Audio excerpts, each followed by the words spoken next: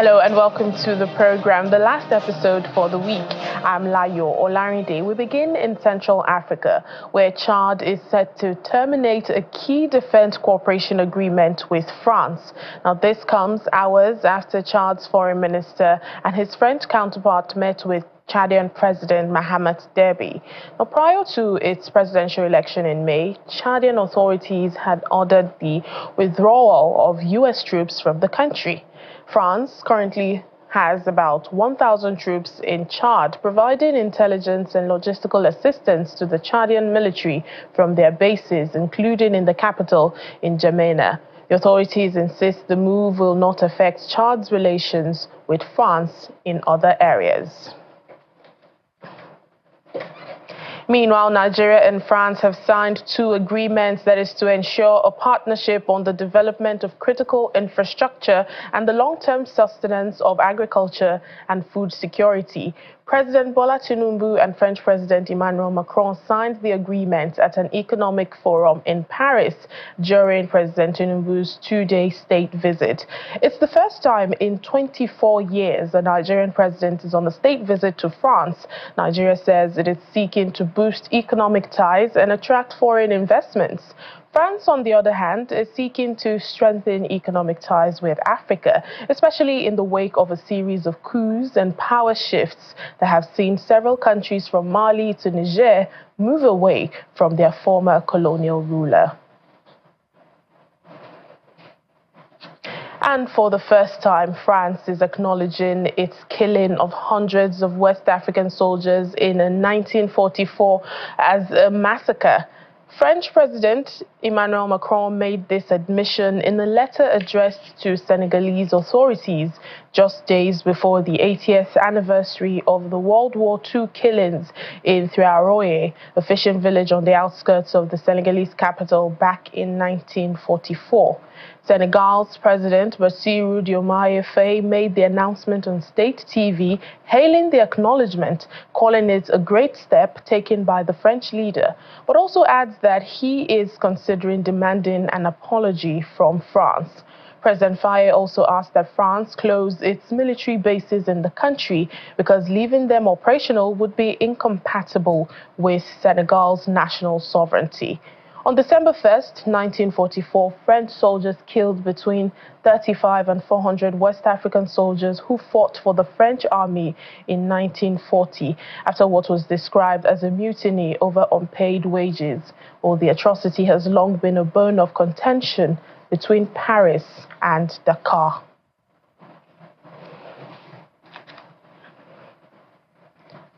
Well, let's speak now with African Affairs analyst Dr. Okwe Okpala on the France-Africa relations. He joins us virtually from Lagos. Hello, and thank you for your time on the program. It's always my pleasure. Thank you so much. Well, let's begin with Senegal and France. The country says it is not cutting ties entirely, but it's just asking that all French military bases be closed down. Why do you think it's doing this, especially at this time in the wake of France's new admission? Do you think perhaps this is the beginning of them parting ways? Well, it's obvious that the French influence in West Africa in particular and Africa in general is waning. And the latest being the measure being taken by Chad and then Senegal. So, I mean, to ask them to close their military bases means that their influence, they are losing influence in a key ally in West Africa.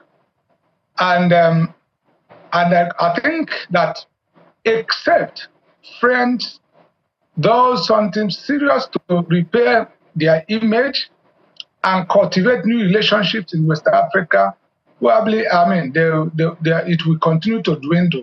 Their influence will continue to dwindle, and it may get to a point that, I mean, as at now, a number of African countries, West African countries, Burkina Faso, Mali, Niger, have already cut relationships with France and endangering the relationship with Senegal. Getting into this level is a signal that France needs to step up. Otherwise, they will lose influence seriously in Africa. All right, talking about, the influence of France on the continent and especially here in West Africa. At this time, some countries have, ended relations, which you've mentioned. We've seen Niger, Mali, Burkina Faso, and, Chad calling that the French people remove their military base in the country. But Nigeria seems to be warming up to France. How do you think the country can do this to her advantage, or perhaps she should have a rethink on this when her neighbors are cutting off ties? Well, sometimes it may pay a country to develop bilateral relations with another country, and sometimes in a more territorial way. We can relate both as ECOWAS to France and as Nigeria to France. And Nigeria must define what exactly is in her interest.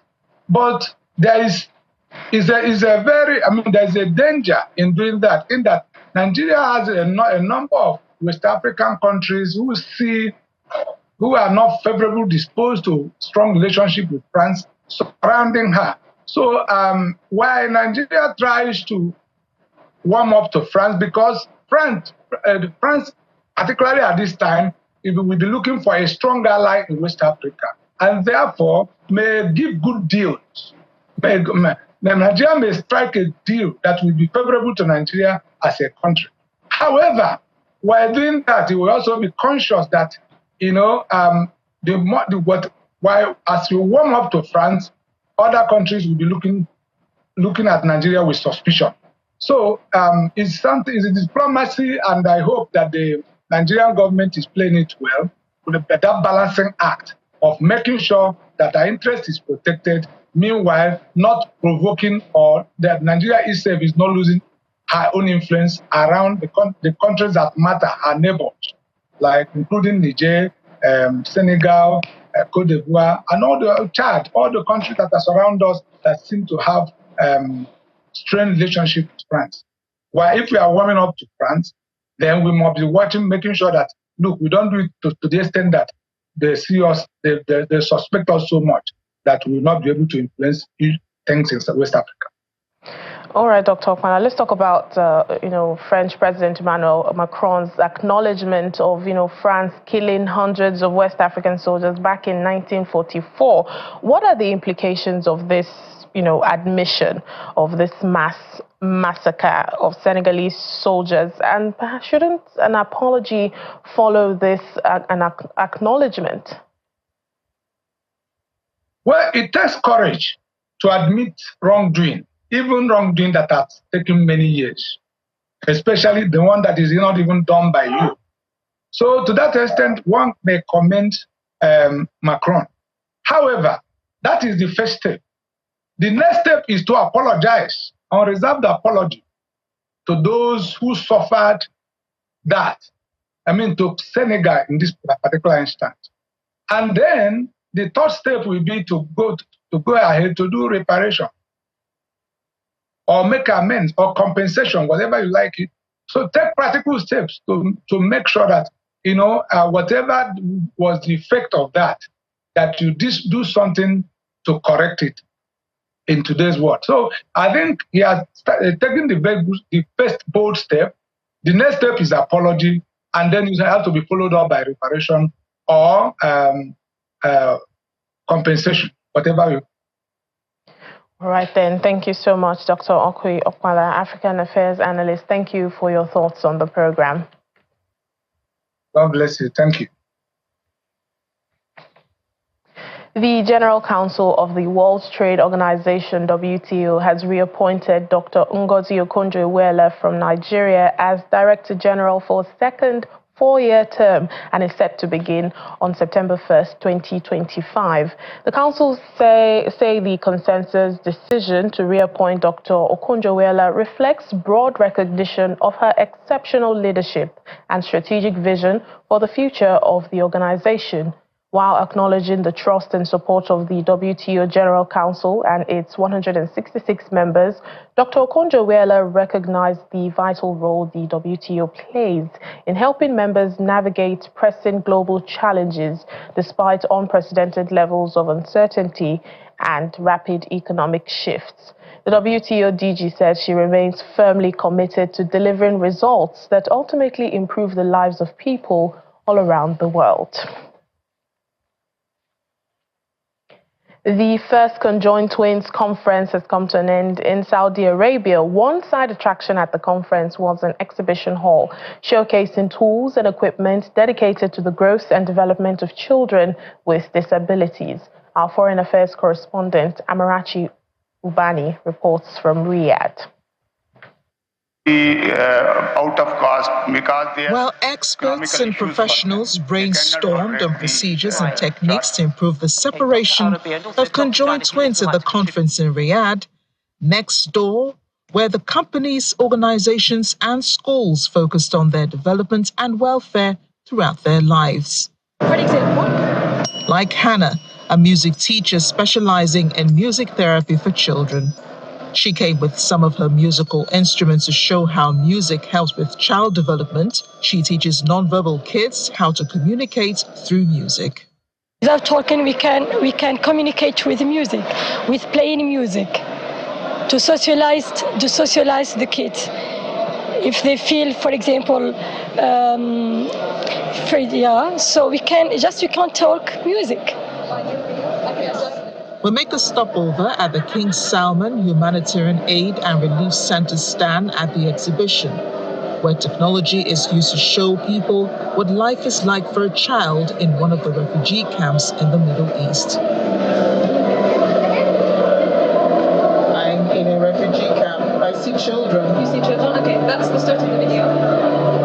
Yeah. This booth gives you the opportunity to wear the VR, to live in a day of a refugee Syrian child in the camp from when they wake up until they come back home.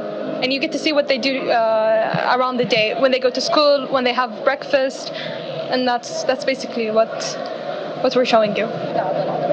Since most separated conjoined twins need physical therapy afterwards, the Children with Disability Association stand showcases products and tools that help with that, play, as well as other toys that help with cognitive development, so a child with disabilities can learn to do basic things by himself.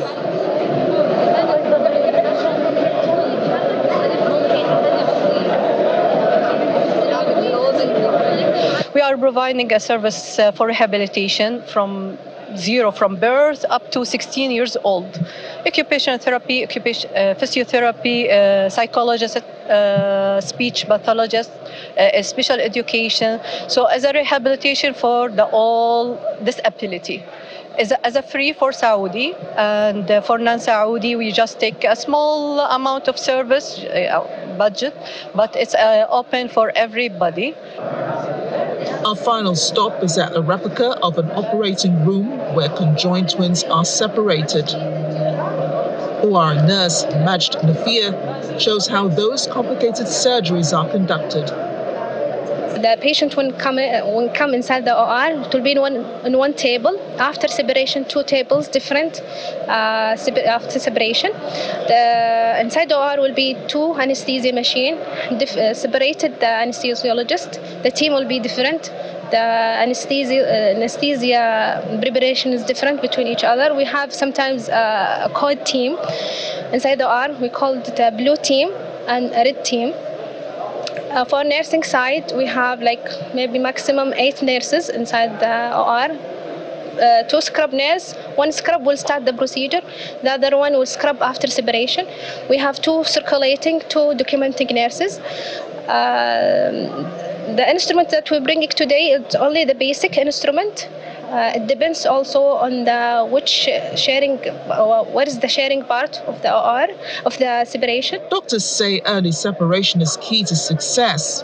Saudi hospitals reportedly have 100% survival rates. This exhibition shows it is probably because there is a whole village of different professionals on standby to make it happen. From Riyadh in Saudi Arabia, Amarachi Ubani, Channels Television News. At least 113 people are missing and at least 15 others are known to have died after a landslide in eastern Uganda. The police say the landslides triggered by heavy rainfall affected multiple villages in the Bulambuli district, and that's about 280 kilometers from the capital, Kampala. Search and rescue officials say a rescue operation is underway as at least 40 houses were swept away. Rivers have burst their banks, flooding schools and churches, destroying bridges and also isolating communities. The former Minister for Energy, who now serves as the Member of Parliament for Bulambuli District, Irene Muloni, is calling for residents to be relocated from the disaster-hit district.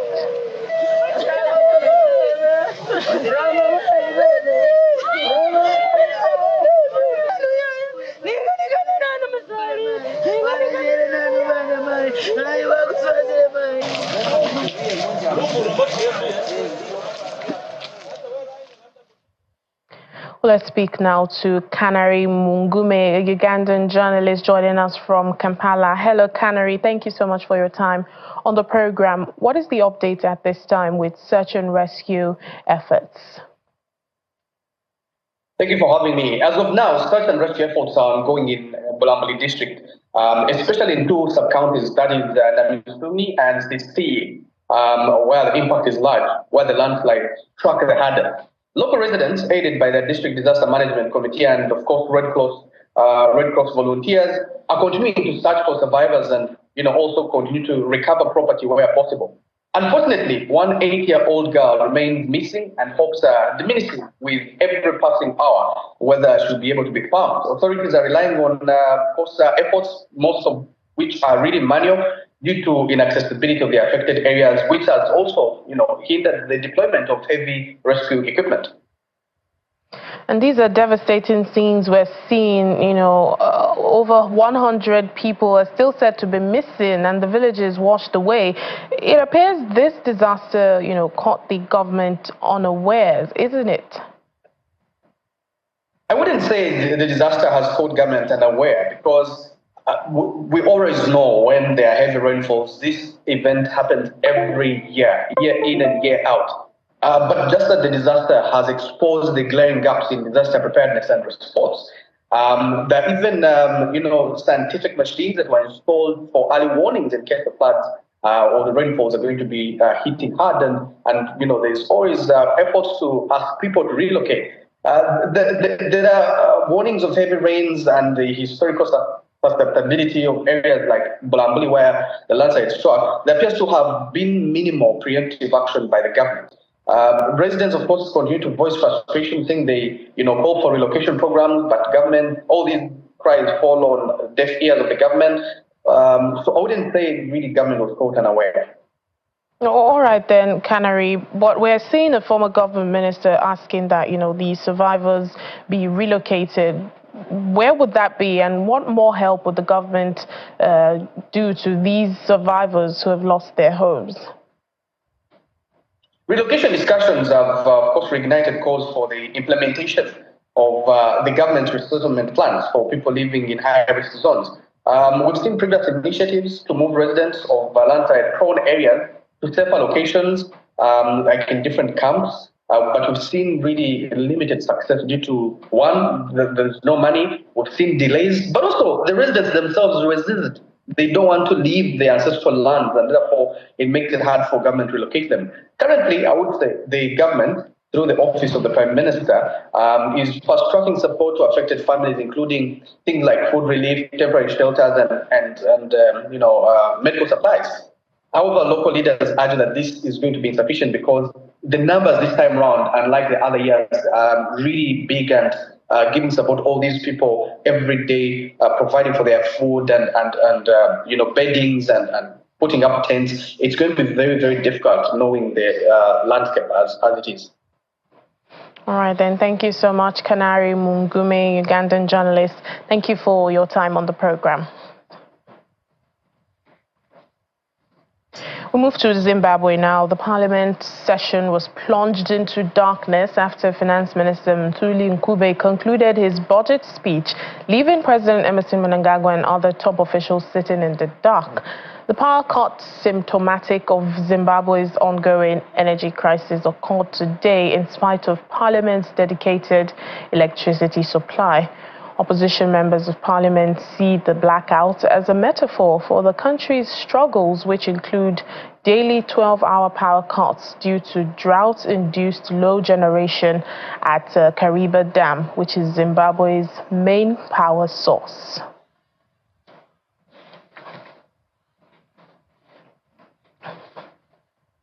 Innovative Kenyan farmers have embraced beekeeping as a sustainable method to safeguard their land from the elephants of Tsavo West National Park in the Taita Taveta County. For them, it's a win-win situation of money from the bees, honey, and the preservation of their crops. A herd of elephants meandering through the green fields, while nearby, farmers inspect the strategically placed beehives that encircle their crops. Harrison Mwambaga says that the farmers in the area have spent years struggling with elephants raiding their fields, ruining crops and affecting harvests. So they came up with a strategy. In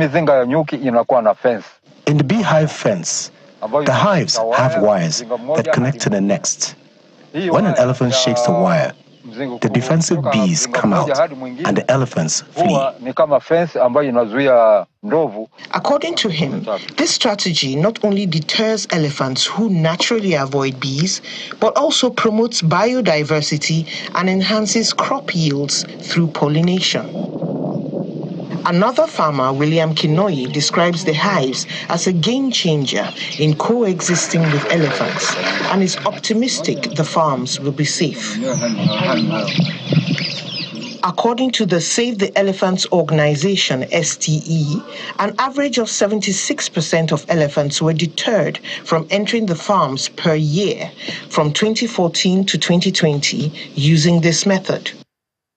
However, increased habitat disturbance or more frequent droughts could reduce the effectiveness of beehive fences as a natural elephant deterrent in the future, given that water is a necessity for keeping bees. Dozens of farmers have taken to this method and installed the beehive fences on their farmlands around the Tsavo West National Park. The Beehive Fences project was launched in 2007 by STE in cooperation with the Wildlife Research and Training Institute, Kenya Wildlife Service, and the University of Oxford.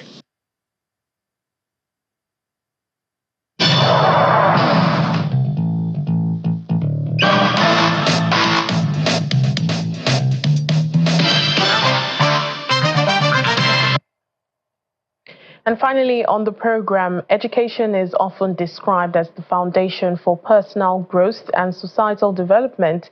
Yet, for millions of children in Nigeria, this foundation remains out of reach, with over 18 million of them out of school. That's the narrative the Out of School Children Summit seeks to rewrite by proposing tech-based solution. Here's Ma. According to the United Nations Children's Fund, 18.5 million children in Nigeria are out of school. Their potential remains untapped and their future uncertain. For many of these children, the streets have become their classrooms. But that's a narrative the Out of School Children Summit 2024 is working to change. At the moment, UNESCO puts the figure at 18.3 million. Someone tells me the population of Nigeria is over 200 million. You do the maths. 18.3 million over 200 million citizens. Over 10% of your future workforce are on the streets, roaming around. This subject matter is a very, very, very serious issue. It's a burning platform, and the government of the day needs to pay attention to this matter. With the theme, Street to School, a tech-based solution, speakers discuss how technology can bridge the education gap and ensure no child is left behind. It's not the children now. We now have to look at the whole system. It's got to be a holistic solution. Their teachers, are they trained? Do they even know how to use computer themselves? Can they help children? Can they teach online? Many teachers do not know how to teach to an empty classroom. Yeah. So how to assess that children are learning. So it's a very, very, we have to take a very nuanced, multi-dimensional, multi-stakeholder, more holistic solution. Some leaders in the States will say, oh, I've provided 20,000 laptops. I'm just using that as a generic example. You are then asking yourself, do you have the infrastructure to even cater for the so-called 20,000 laptops? Do you have teachers who are ready to use that tech thing to train the pupils? We need to put it into the context of Nigeria, think about the sustainability of it, and change our strategy. I mean, that is key. So the question shouldn't be, is Nigeria ready? This is how we want to make Nigeria ready to have this infrastructure. Our responsibility is to make sure that all our children, all 20-something million of our children, have basic digital skills. Our children should not be surprised as to what a computer is. Our children should be able to turn it on, turn it off, use a calculator, figure out where google.com is, use Microsoft Word and Microsoft Excel. It is not beyond them, they're ready for it. The reason why it is urgent is because of AI. From the summit, one thing is clear, which is that collaboration is key. By working together, governments, non-governmental organizations, tech innovators can create sustainable solutions to the out-of-school children crisis.